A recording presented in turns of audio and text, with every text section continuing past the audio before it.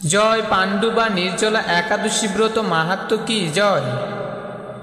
জ্যৈষ্ঠ শুক্লপক্ষের এই নির্জলা একাদশী ব্রত সম্পর্কে ব্রহ্মবৈবর্ত পুরাণে শ্রী ভীমসেন ব্যাস সংবাদে বর্ণিত হয়েছে।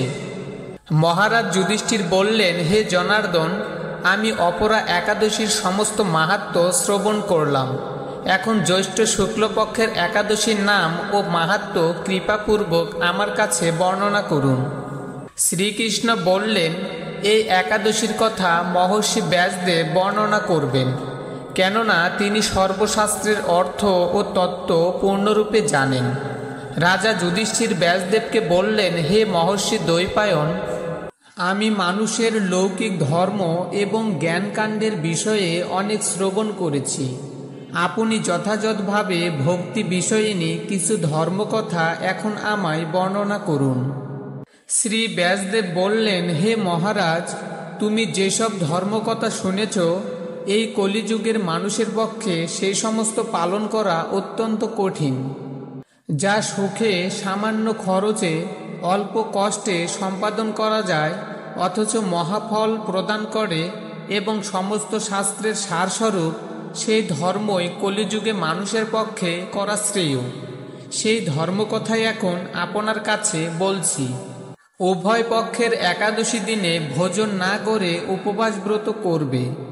দ্বাদশী দিনে স্নান করে শুচিশুদ্ধ হয়ে নিত্যকৃত্য সমাপনের পর শ্রীকৃষ্ণের অর্চন করবে।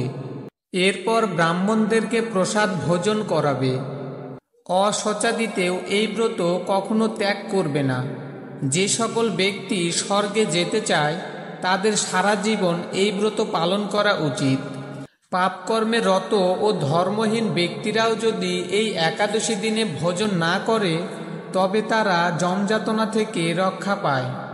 শ্রী ব্যাসদেবের এসব কথা শুনে গদাধর ভীমসেন অশ্বত পাতার মতো কাঁপতে কাঁপতে বলতে লাগলেন, হে মহাবুদ্ধি পিতামহ, মাতা কুন্তী, দ্রৌপদী, ভ্রাতা যুধিষ্ঠির, অর্জুন, নকুল ও সহদেব এরা কেউই একাদশীর দিনে ভোজন করে না।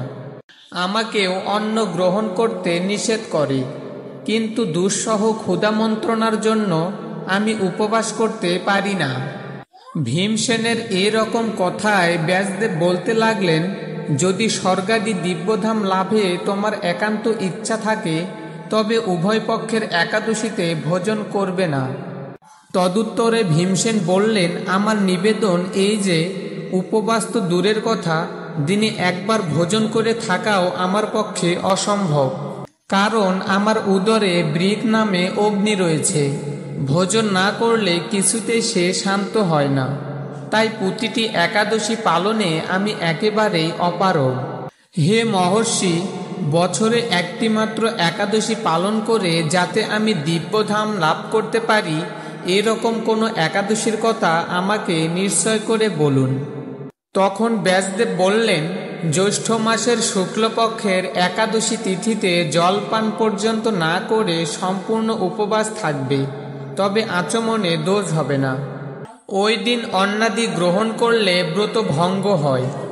একাদশীর দিন সূর্যোদয় থেকে দ্বাদশীর দিন সূর্যাস্ত পর্যন্ত জলপান বর্জন করলে অনায়াসে 12টি একাদশীর ফল লাভ হয়।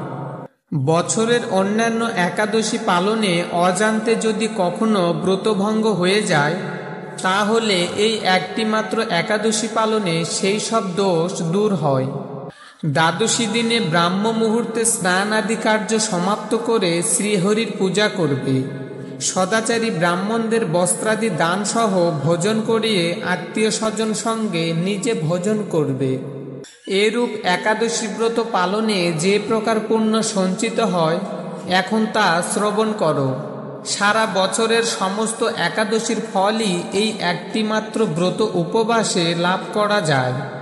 শঙ্খ, চক্র, গদা, পদ্মধারী ভগবান শ্রীকৃষ্ণ আমাকে বলেছেন, বৈদিক ও লৌকিক সমস্ত ধর্ম পরিত্যাগ করে যারা একমাত্র আমার শরণাপন্ন হয়ে এই নির্জলা একাদশী ব্রত পালন করে, তারা সর্বপাপ মুক্ত হয়।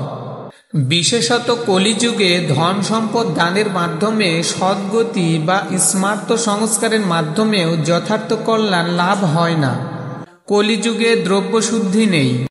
কলিতে শাস্ত্রোক্ত সংস্কার বিশুদ্ধ হয় না, তাই বৈদিক ধর্ম কখনো সুসম্পন্ন হতে পারে না। হে ভীমসেন, তোমাকে বহু কথা বলার আর প্রয়োজন কি? তুমি উভয় পক্ষের একাদশীতে ভোজন করবে না।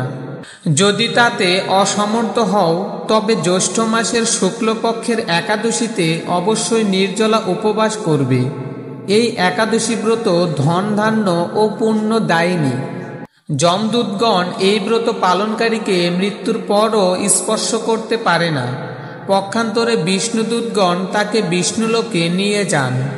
শ্রী ভীমসেন ওই দিন থেকে নির্জলা একাদশী পালন করতে থাকায় এই একাদশী পাণ্ডুবা নির্জলা বা ভীমসেনী একাদশী নামে প্রসিদ্ধ হয়েছে।